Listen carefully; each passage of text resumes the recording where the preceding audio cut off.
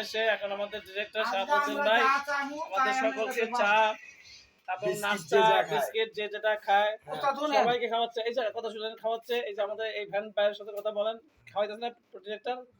হ্যাঁ বলো। হ্যাঁ মাধু পাতা ডাইরেক্টরে সব খাওয়াইতে চান। মাইকেল ভাই কিছু বলেন। আমার অনুভূতিটা খুবই খুবই খুবই ভালো, কারণ এই প্রদর্শনী কাজ করে আমি আনন্দিত।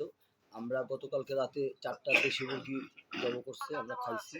হ্যাঁ, আমরা এখানে একদম প্রিয় খাবারগুলো গরুর দুধ, হ্যাঁ দেশি মুরগি, তারপর প্রথম দিন আসার পর একটা খাসি জব করেছিল, সেটা ভালো ছিল। মানে এই নিটটা আসলে পিকনিকের মতো কাজ করে গেলাম, আসলে অমায়িক সবাই, মানে সব কিছু মিলে বেটার গুড।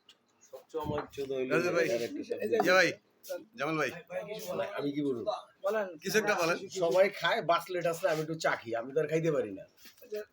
হ্যাঁ, আমার ওই যে বড় ভাই জনাব এস.এম. শাহাবুদ্দিন তোকলা আমাদেরকে সবকিছু খাওয়াইব, কিন্তু খাওয়াচ্ছে না। হ্যাঁ, এই জন্য আমরা খুব মর্মাহত।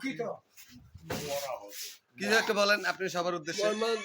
ঘটনা হলো কি, আমি আমি এমন এক ছবি ট্রাই করেছি, যে ছবি মানে সবাই নতুন, কিছু বোঝে না। চা কেমন খাওয়াতে, শিল্প কিভাবে রাস্তা খাওয়াতে, শিল্প কিভাবে মর্যাদা করতে, সংগীত হয়, আমরা আমার ইউনিট কিছু বোঝে না। এই জন্য আমি দুঃখিত।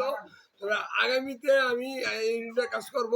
আমি এই ক্ষতিটা আগামীতে আমি পোষায় দিব ইনশাল্লাহ। দোয়া করো যাতে আমার দ্বিতীয় ছবিটা কনফার্ম হয়ে থাকে, আমি যাতে এখন পোষাইতে পারি। সাথে মন আমার দ্বিতীয় ছবি নাম হলো দুঃখায় এখন বাদশা। অনুস্তাদ লাস্ট ফিনিশিংটা যদি একটু দিতেন। সুন্দর কথা বলছে শাহাবুদ্দিন ভাই, সে এখন দুধের বাচ্চা, এটা হলো টিকটিকি দুধের বাচ্চা, যে সে কিছুই বোঝেনি, এবার বুঝতে পারছে।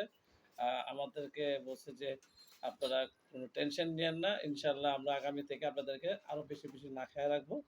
হ্যাঁ, আর টেনশন করার কোনো কিছু নেই, আপনারা কাজ এত বড় একটা আউটডোর করলাম, সব আউটডোর হলো আমাদের হুক না, কোনো কিছু খাওয়ালাম, ভিজাটা কিছু ভিজাইতে পারলাম না।